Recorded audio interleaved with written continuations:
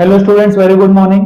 हमने हमेशा से ये पढ़ा है कि time of an event is independent of frame of reference, यानी कि किसी चीज के होने का जो टाइम होता है वो कोई भी फ्रेम ऑफ रेफरेंस से देखो सेम ही होता है। और ये कॉमन बिलीफ है फिजिक्स में, न्यूटोनियन फिजिक्स में हम हमेशा इसी कॉन्सेप्ट को अप्लाई करते हैं। बट मैं ये बुक पढ़ रहा था एल्बर्ट आइंस्टाइन की, the special and general theory of relativity, और इसमें उन्होंने एक्सप्लेन किया है कि जो टाइम होता है वो डिपेंडेंट होता है फ्रेम ऑफ रेफरेंस से। मैं आपको समझाता हूं कैसे।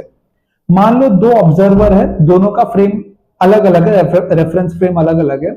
एक ऑब्जर्वर ट्रेन में बैठा है और एक ऑब्जर्वर प्लेटफॉर्म पे या स्टेशनरी प्लेटफॉर्म पे है, ठीक है।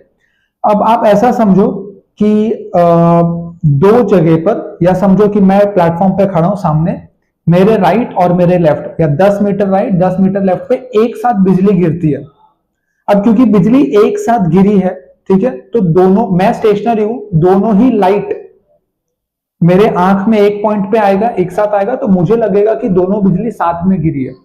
मान लो मैं एक ट्रेन के अंदर बैठ जाऊं और ट्रेन राइट टू लेफ्ट जा रहा है, मेरे राइट टू लेफ्ट जा रहा है।